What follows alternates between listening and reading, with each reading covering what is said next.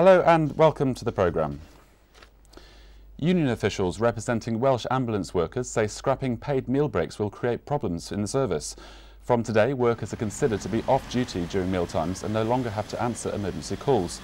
The Welsh Ambulance Service says a new management system will monitor breaks. Crews can choose to take them or be paid to work through them if they wish. A £1 billion blueprint to transform Swansea city centre and waterfront will be launched later by the Assembly Government and Swansea Council. Key sites earmarked for development will be announced as part of a scheme to make Swansea a European city of distinction.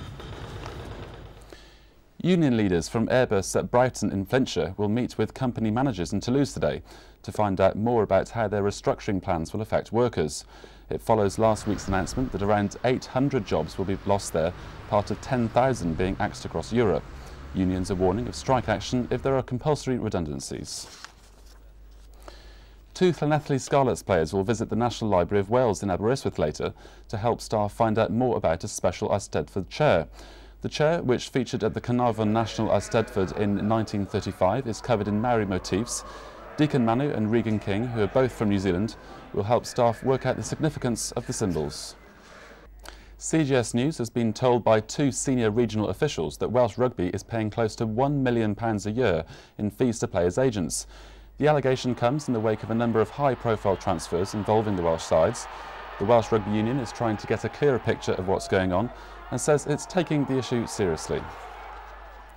And the Wales team to face Italy next weekend will be announced later here on CGS News. You can hear Coach Warren Gatland's full lineup first on our lunchtime programme at 1:30. The weather now, sunny intervals with scattered showers for a time, strong to gale force southerly winds and more rain later on. Top temperatures of 10 degrees Celsius. That's all from me for now. We'll be back with your next bulletin in an hour.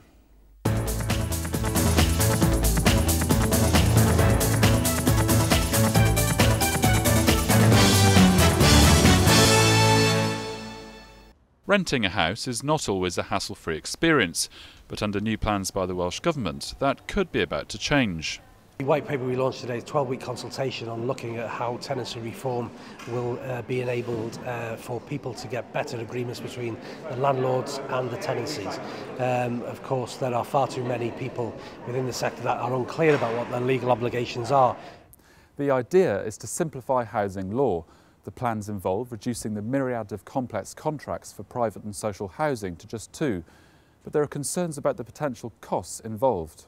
The simplification of the way that tenancy law is constructed, that's very positive.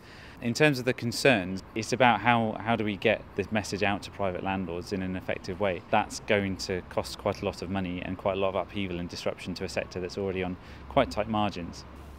There are proposals to make setting up rental contracts and resolving problems with landlords easier are based on recommendations from a Law Commission report in 2006. After the 3-month consultation, the bill is due to be introduced in the Assembly in 2015. Joe Davies, CGS News.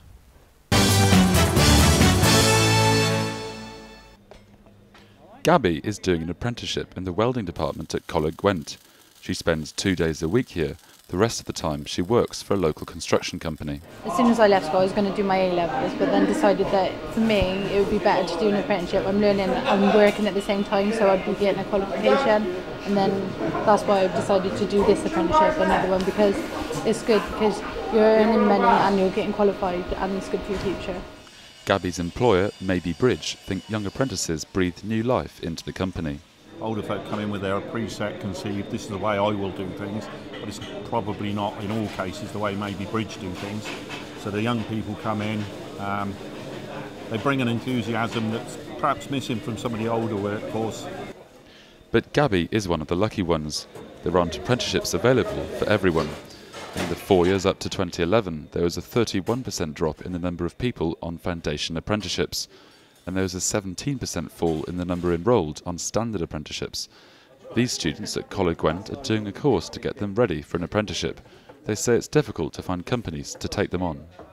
There's a lot of local garages, they ain't got the fundings to do it.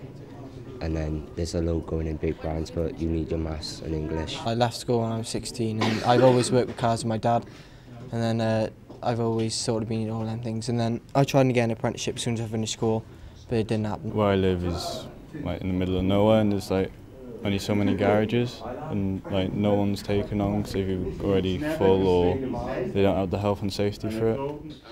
Here at this event in Cardiff, the Welsh Government is announcing a new initiative to address the issue. Business leaders have gathered here today as part of Apprenticeship Week. The number of people in apprenticeships has fallen dramatically in recent years. The Welsh Government is hoping £40 million of additional funding will lead to more of these employers taking on apprentices. So what exactly is the Welsh Government going to do to encourage employers? In total, more than 5,500 new apprenticeships will be created over 2 years. Companies who take on 16 to 24-year-olds will now receive £100 per apprentice for the first 6 months. That's double the original amount. And small businesses will get a £500 incentive payment towards recruitment costs.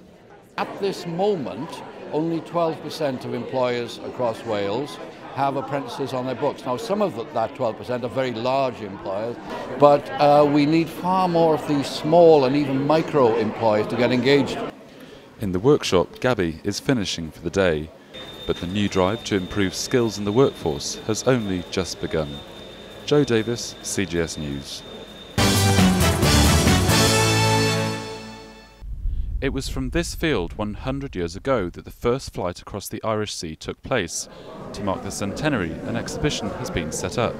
History it is, and it's local history. And yes, I think it's a good thing, and I hope the children will know the gist of the story soon. Dennis Corbett-Wilson's flight took 100 minutes, the name given to a new play about the journey. I mean, the research is amazing, all these fantastic characters surrounding Dennis Corbett-Wilson, and then writing it, I guess, took a couple of months, and we've been in rehearsal now for 2 weeks, and we're ready to go tomorrow night. A fitting way of remembering Pembrokeshire's unique place in aviation history. Joe Davies, CGS News. The beach of Freshwater West in Pembrokeshire, the scene of tragedy 70 years ago today. 2 British landing craft were on a test journey from Belfast to Cornwall when bad weather hit.